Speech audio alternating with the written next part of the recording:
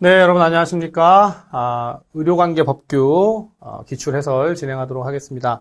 자, 2025년 의료관계 법규의 문제는 보시다시피 이렇게 좀 분류가 될 수 있는데, 사실 매년 기출 해설이라는 걸 진행을 하면요, 여러분 출제된 문제에 대해서 해설한다. 올해 시험 치신 분들이 어떤 문제가 어떻게 출제됐는가 다시 볼 일은 잘 없어요. 보통 앞으로 시험을 준비를 하는 분들에게 도움이 된다. 어떤 레퍼런스가 된다. 근간이 되고 배경이 된다라고 생각을 합니다. 자, 그래서 2025년에 그 출제된 의료관계 법규의 문제들을 보시면, 자, 일단 저는 출제된 문제들을 분석할 때 뭘 보냐면요. 가장 좀 비중이 높은, 빈도가 높은, 비율이 큰 그런 파트들이 반복되는지에 먼저 좀 집중합니다. 근데 보시다시피 감염병 예방법이나 의료법은 전통적으로 의료관계 법규 문제 출제에 있어서 거의 근간이 돼요. 가장 베이스입니다.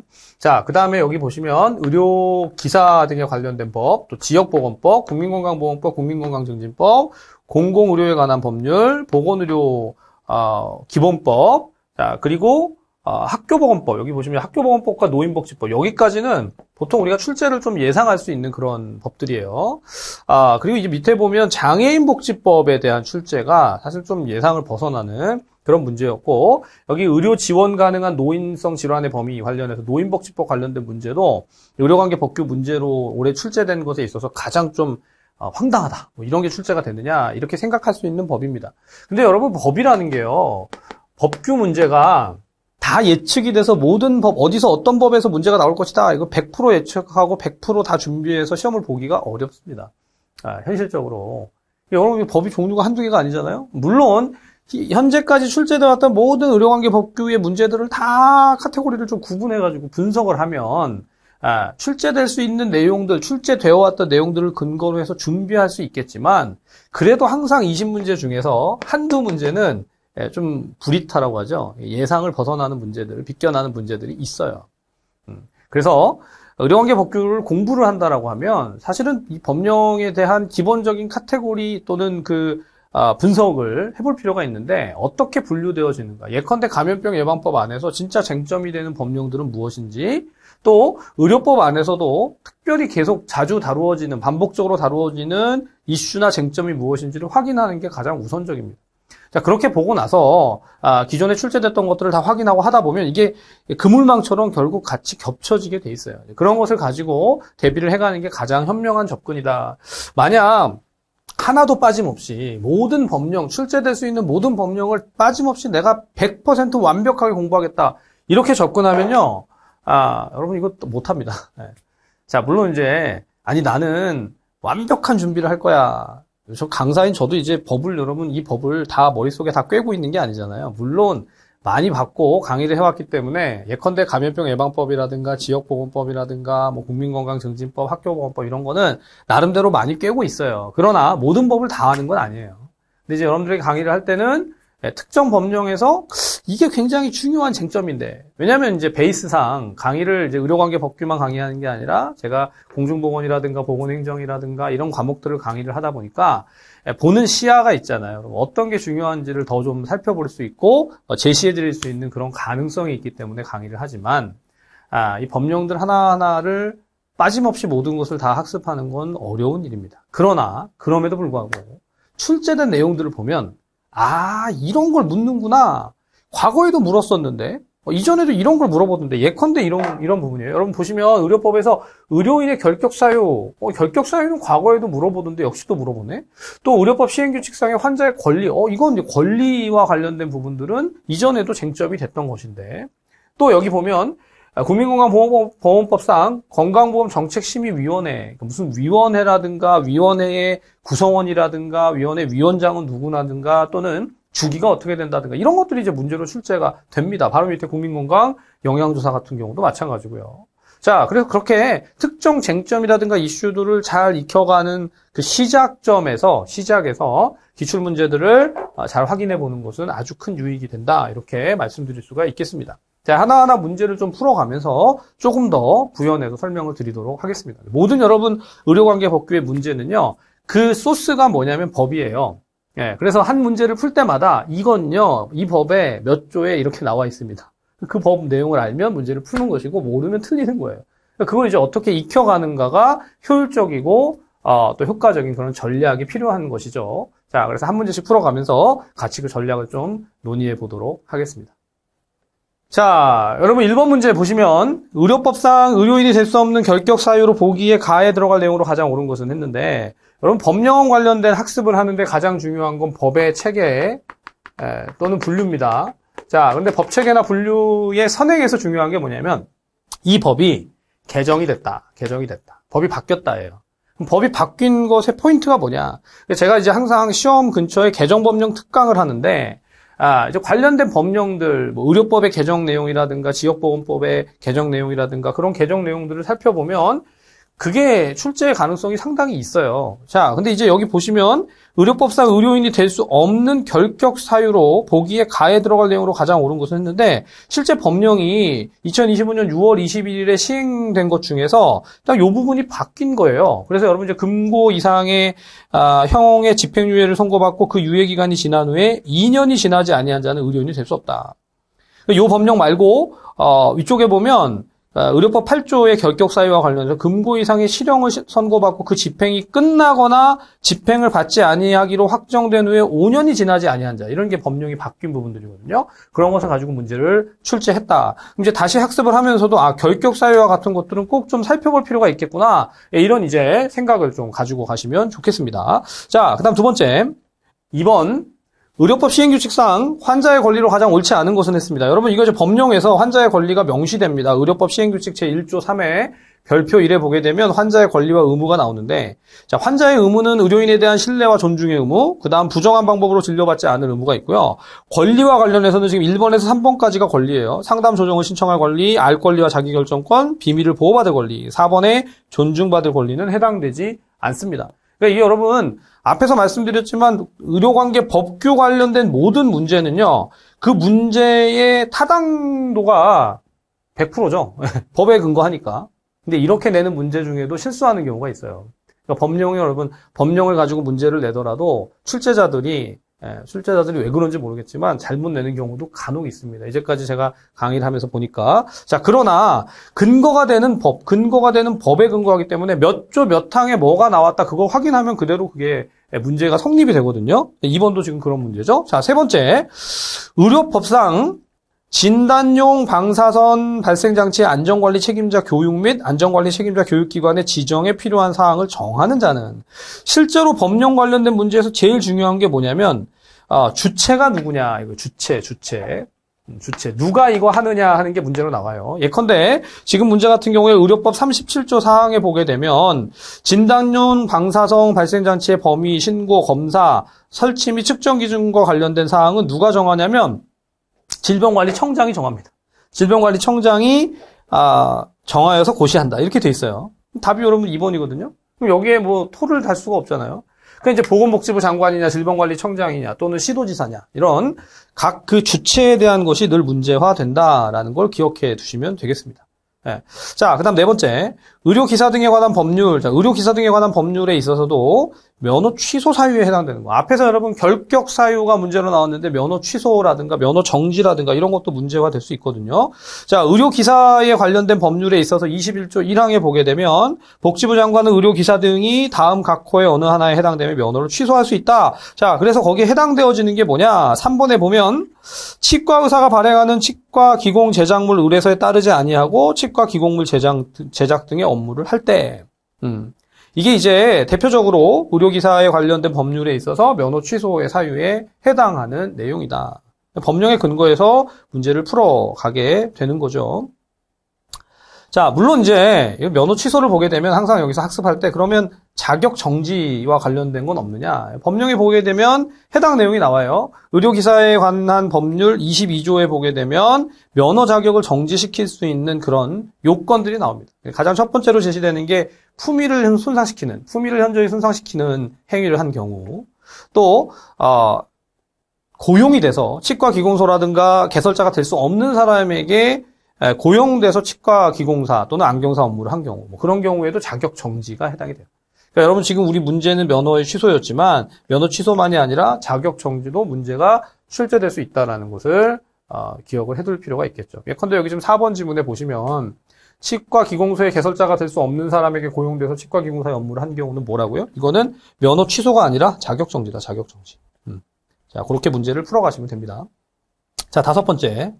자, 감염병의 예방 및 관리에 관한 법률상, 여러분, 감염병 예방법은 코로나 이후에 계속해서 좀 관심을 받고 있죠. 주목되어지는 그런 법령인데, 보시다시피 23조 2의 고위험 병원체 취급시설의 허가 취소와 관련해서 이게 여러분 이런 법령도 문제로 낼까라고 생각할 수 있는 것을 문제로 낸 거예요. 자, 보시다시피 고위험 병원체 취급시설의 폐쇄 명령을 받은 자는 보유하고 있는 고위험 병원체를 며칠 이내에 보통 여러분 이게 명령을 받고 90일 이내 대부분 처분 이게 이제 행정법에 근거하면 여러분 우리는 의료관계 법규를 공부하지만 의료관계 법규는 이게 결국 행정명령들이 주어지게 되는 그런 법령이기 때문에 법률이기 때문에 자 90일 이내에 폐기한다. 90일 이내에 폐기한다. 이게 어떤 상식에 좀 준하는 부분이에요. 90일이 아닌 경우가 문제로 나오면 그게 문제 출제 가능성이 가장 높습니다.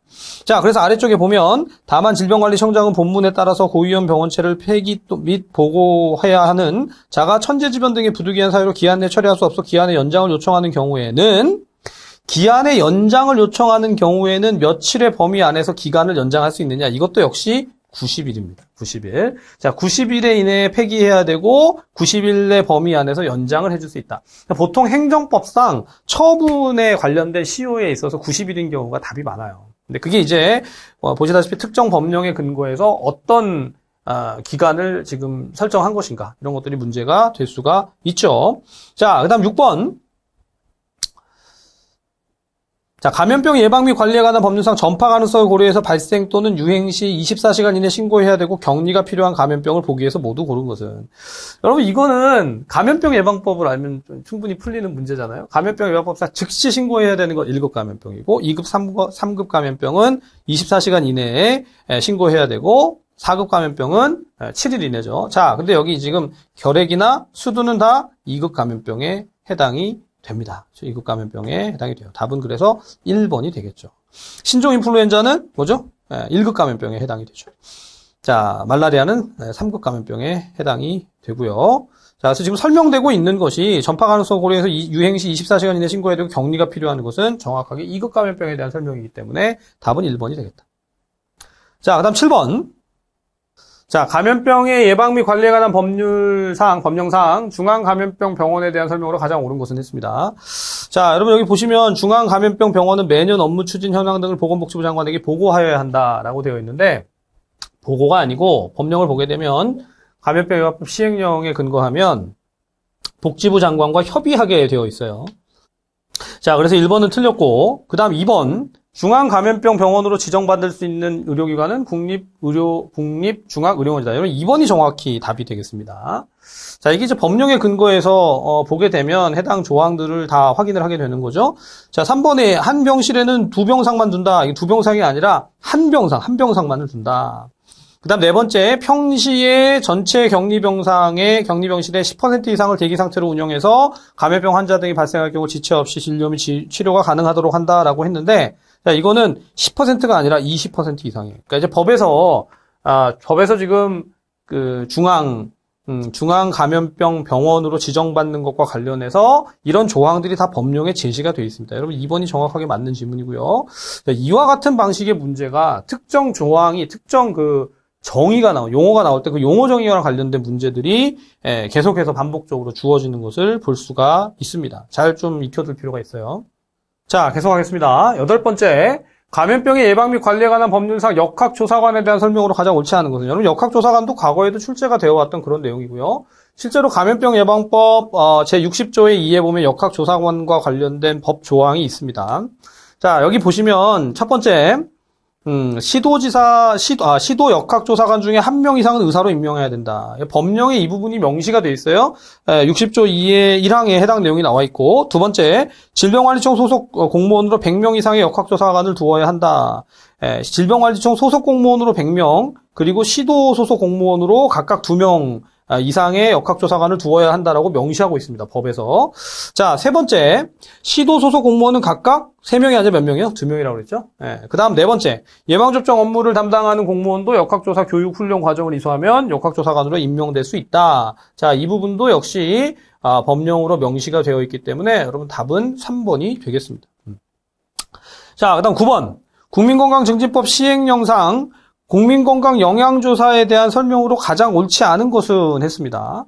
자, 여러분 이제 국민건강영양조사와 관련해서 이제 출제될 수 있는 건 딱 이거예요. 주기에 대한 게 가장 우선이고, 그 다음 누가 이것을 실행하는가. 이게 항상 그게 쟁점이거든요. 그럼 여러분 매년 실시하는 게 맞고, 그 다음에 누가 실시하는가 할 때, 자, 두 번째 보시면, 보건복지부 장관은 질병관리청장과 협의해서 매년 구역과 기준을 선정해서 선정한 가구 및 그 가구원에 대해서 국민건강영양조사를 실시한다라고 했는데, 자, 실제로 이거 누가 실시한다라고 되어 있냐면, 보건복지부 장관과 질병관리청장이 아니고, 법령에 보면, 국민건강증진법 증진법 시행령에 근거할 때 질병관리청장은 복지부 장관과 협의를 한다 이렇게 돼 있어요. 이거 살짝 뒤집어 놓은 거죠. 답은 그래서 2번이 되겠습니다. 나머지 3번과 4번도 다 맞는 지문이 되겠고요. 그러니까 여러분 이제 법령에서 자 법을 공부하다 보면 주체가 나오고 주기가 나오고 그렇죠? 특정 위원회나 이런 것과 관련해서 내용이 나옵니다. 협의 내용이라든가 심의 내용이라든가 이거 항상 문제가 출제되는 그런 포인트예요. 자, 그래서 그 부분에 유의해서 내용들을 익히다 보면 충분히 잘 대비할 수가 있습니다. 자, 10번. 국민건강보험법상 건강보험정책심의위원회의 의결사항이 아닌 것. 말씀드렸지만 위원회의 의결사항은 항상 출제의 포인트죠. 위원회가 어떤 것을 의결하느냐 하는 것인데 자, 첫 번째, 국민건강보험 종합계획 및 시행계획에 관한 사항, 그리고 건강보험 가입자의 소득 파악 실태 조사 및 연구에 관한 사항, 굉장히 좀 그럴듯한데, 실제로 건정심에, 여러분 건강보험 정책심의위원회 건정심에서 하는 건 뭐냐면, 요양급여의 기준과, 그 다음에 직장 가입자의 보험 요율, 이런 것들을 실제로 결정을 하고요. 그 다음 여기 보면 건강보험 종합계획 및 시행계획에 관한 사항은 이게 좀 헷갈리고 애매한데 사항은 나오는데 의결은 나오지 않아요. 의결은 제외한다 이렇게 돼 있어요. 이게 이제 가장 헷갈리는 거죠. 답은 그래서 1번이 되겠습니다. 자, 그 다음 11번 혈액관리법상 혈액원이 공급한 혈액이 직접적인 원인이 돼서 질병이 발생하거나 사망한 특정 수혈 부작용자에게 지급할 수 있는 보상금은 이것도 역시 혈액관리법 10조에 따라서 특정 수혈 부작용 및 체혈 부작용의 보상과 관련된 비용으로서 보상금으로서 제시될 수 있는 것이 진료비, 일시보상금, 그리고 사망자에 대한 일시보상금, 장애에 대한 일시보상금, 장제비, 일실소득, 그리고 위자료가 됩니다. 이게 법령에 근거할 때, 혈액관리법에 근거할 때 줄 수 있는 것들이 법에서 명시가 되어 있기 때문에, 자, 거기에 해당되는 건 뭐라고 그랬죠? 위자료가 해당이 돼요, 위자료. 자, 그 다음, 12번.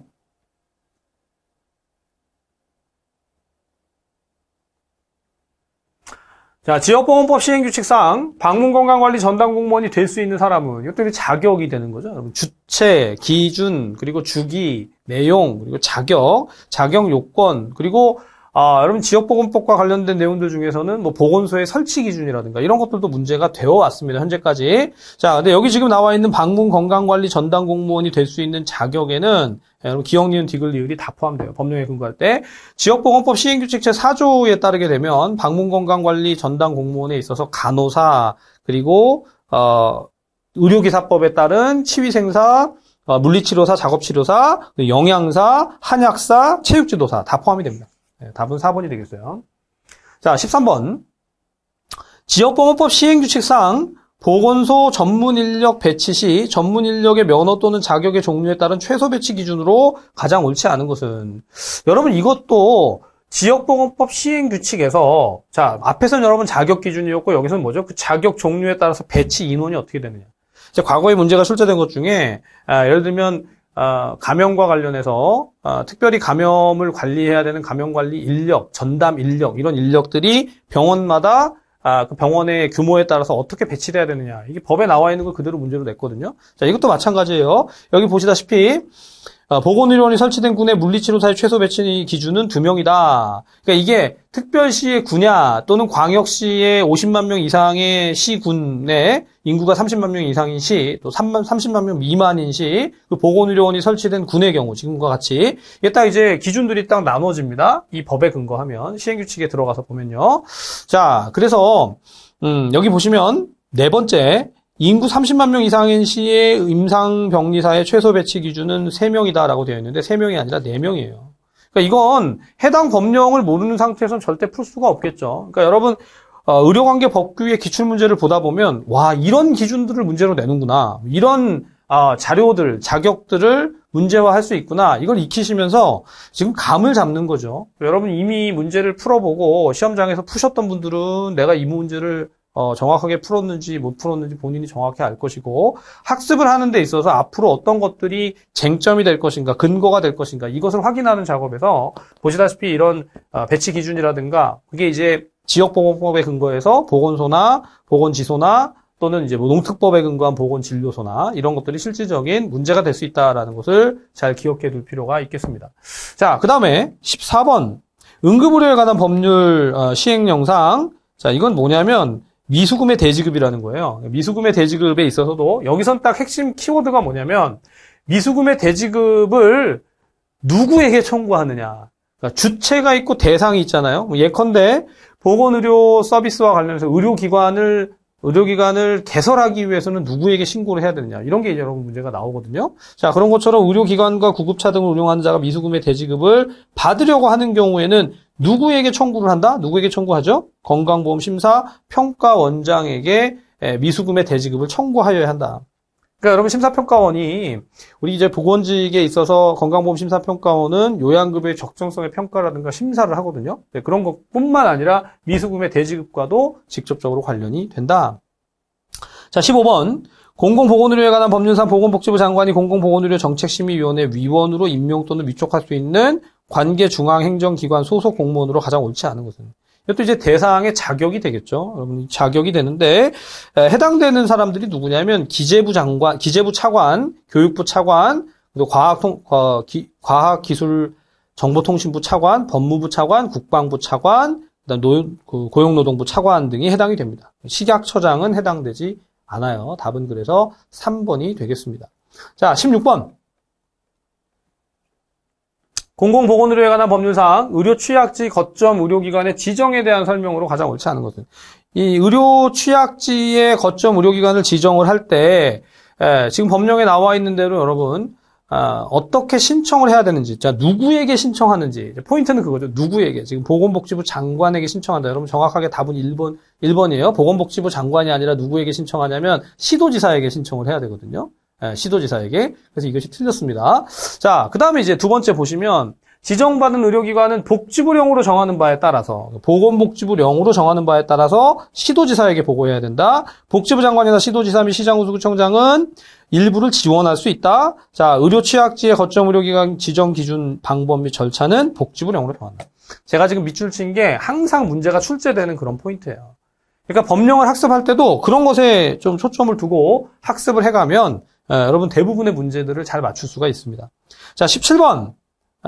보건의료 기본법상 주요 질병관리 체계에 속하는 것을 보기에서 모두 고른 것은 보건의료 기본법은 문제가 많이 출제되지 않았었어요. 보건의료 기본법의 목적이라든가 보건의료 기본법 관련된 내용들이 지금 나온 지가 참 한참 됐단 말이에요. 2013년 정도 되는데, 자, 여기서 분명히 주요 질병관리 체계라고 명시하고 있기 때문에 법령을 보게 되면 보건의료 기본법 3절의 주요 질병관리 체계에 들어가는 게 뭐냐면 감염병의 예방 및 관리, 또 만성질환 예방 관리, 정신보건의료, 구강보건의료 등이 포함이 됩니다. 그래서 감염병의 예방 관리, 만성질환 예방 관리, 또 정신보건의료, 그렇죠? 정신보건의료에 대한 내용들이 포함이 된다. 답은 2번이 되겠습니다. 자, 다음 18번. 학교보건법상 교육부 장관은 몇 년마다 학생의 신체 및 정신건강 증진을 위한 기본계획을 수립 시행해야 되는가? 여러분 여기서는 교육부 장관이 주체이고 몇 년마다니까 뭐죠? 주기죠, 주기. 예. 그러니까 거의 문제가 다 이렇게 고정이 돼 있어요. 몇 년마다냐면 18번에 5년마다죠. 5년마다 학생의 신체 및 정신건강 증진을 위한 기본계획을 수립한다. 학교보건법 제2조 3에 보면 이것도 법령이 개정이 돼서 새롭게 들어간 거예요. 기존에 없던 것이. 자, 그런 것들이 문제로 출제가 됩니다. 다만 학교보건법이나 자, 이어지는 19번에 보게 되면 노인복지법. 뭐 이런 것들을 이제 문제로 내게 되면 의료관계 법규를 학습하는 데 있어서 상당히 범위가 어디까지인가 좀 어려울 수가 있는 내용입니다. 자, 19번 보면 노인복지법령상 국가 또는 지방자치단체가, 또 주체죠. 국가 또는 지방자치단체가 의료 지원할 수 있는 노인성 질환의 범위. 자, 이 범위에 해당되는 게 안질환, 무릎관절증, 전립선 질환이에요. 여러분, 심혈관계 질환은 해당되지 않습니다. 노인복지법령이긴 하지만 사실 여기 노인성 질환과 관련된 내용으로서 출제를 뭐 이렇게 항상 예상할 수는 없지만 가능성이 있다라고 볼 수 있는 그런 영역이었습니다. 답은 3번이 되겠습니다. 자, 그 다음에 20번. 장애인 복지법령상. 자, 이런 것도 이제 굉장히 불이타라고 할 수 있죠. 여러분, 실제로 의료관계 법규를 공부하는데 장애인 복지법령까지는 잘 안 본단 말이에요. 근데 그게 관련해서 문제가 출제가 돼서 장애 실태 조사에 대한 설명으로 옳은 것은 했는데, 자, 이건 이제 장애인 복지법의 31조에 보게 되면 복지부 장관입니다. 여기 시도지사 또는 특별자치도지사가 아니라 복지부 장관. 보건복지부 장관이 실시한다. 장관이 실시하고, 니은 표본조사는 보건복지부 장관이 전문 연구기관에 의뢰해서 실시한다라고 되어 있는데, 여러분 표본조사는 복지부 장관이 실시를 하고요. 실시를 하고, 전수조사를 복지부 장관이 정하는 바에 따라서 특별자치 시장, 도지사, 그리고 이하 이건 시도지사라고 부르죠. 시도지사가 실시하고, 표본조사는 전문 연구기관에 의뢰해서 복지부 장관이 실시한다. 매년이 아니에요. 매년이 아니고 3년마다. 주기가 항상 문제로 출제됩니다. 그럼 여러분 지금 올해 문제만 보더라도 주체나 주기나 또 특정한 위원회라든가 그 의결의 내용이라든가 이런 것들이 문제로 출제되는 것을 볼 수 있죠. 다만 이제 법령이 우리가 생각하는 법령의 범위를 넘어간다. 장애인복지법까지 출제할지를 누가 알겠느냐. 이런 것들이 항상 한두 문제 정도 있을 수 있어요. 근데 그것까지 예측해서 모든 법령을 다 확장해서 볼 것이다. 네, 어떻게든 더 확인을 해볼 필요는 분명히 있지만 특별히 현재까지 출제되어 왔던 법령들의 내용을 근거로 해서 주체, 주기, 내용, 그리고 특정한 법령들, 현재까지 기출됐던 것들을 좀 유의해서 살펴보게 되면 의료관계 법규가 굉장히 이렇게 다기하다, 다양하고 많다. 하지만 범위가 좀 추려지면서 그 법 체계라든가 내용들을 근거로 해서 차근차근 차분히 잘 대비할 수 있을 겁니다. 네, 여러분 이제 앞으로의 출제에 대한 대비와 함께 또 의료관계 법규 열심히 공부해 보시면 좋겠습니다. 이번 시간 강의는 여기까지 하겠습니다. 수고하셨습니다.